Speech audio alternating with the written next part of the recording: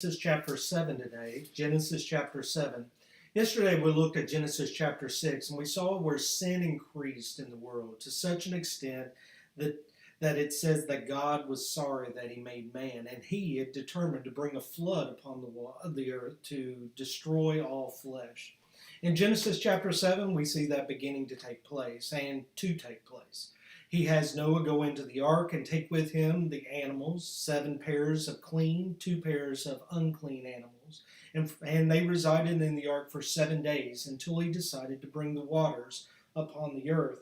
It says in chapter 7, in verse 11, it says, "The fountains of the great deep burst open, and the floodgates of the sky were opened. And for 40 days and 40 nights rain fell upon the earth. Water prevailed upon the earth for 180 days. There's a number of important points to look at in Genesis chapter 7, but I think an interesting one is the corresponding levels of water and sin. In Genesis chapter 6, sin seemed to grow and grow and grow. And beginning in verse 17 through 21, we see kind of a proportionate level. The flood waters increased. And just let us read 17 through 21. It said, "Then the flood came upon the earth for 40 days, and the water increased and lifted up the ark, so that it rose above the earth. The water prevailed and increased greatly upon the earth, and the ark floated on the surface of the water. The water prevailed more and more upon the earth, so that all the high mountains everywhere under the heavens were covered. The water prevailed 15 cubits higher, and the mountains were covered. All flesh that moved on the earth perished, birds and cattle and beasts and every swarming thing that swarms upon the earth, and all mankind." Austin, what did you see in the text? Well, I wanted to focus in on the last sentence in verse 16. Noah and his family and the animals, they go into the ark, and then we just have this short sentence that says, "And the Lord shut him in." And I think this is indicative of the fact that God is in control over all of this.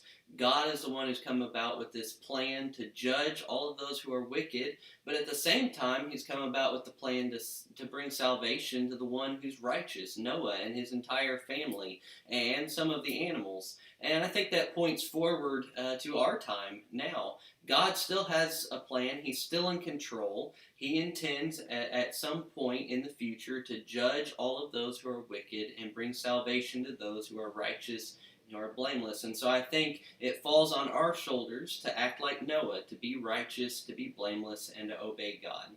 Amen. Well, I want to just look at an application from, if you will, in verse 5. As we think about the story of Genesis chapter 6 and 7 and onwards, we think this is a story about Noah. We think it's a story about God's judgment of sin, and it is. But really, to me, one of the main points of this story is obedience.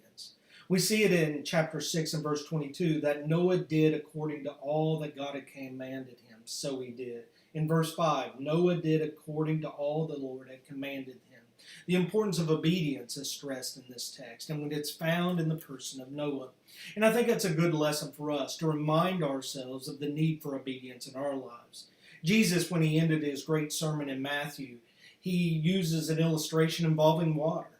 And the illustration really emphasized this one thing: to hear and to do, to obey. And I think this lesson stresses that. And I think it's a good thing for us to reflect upon as well.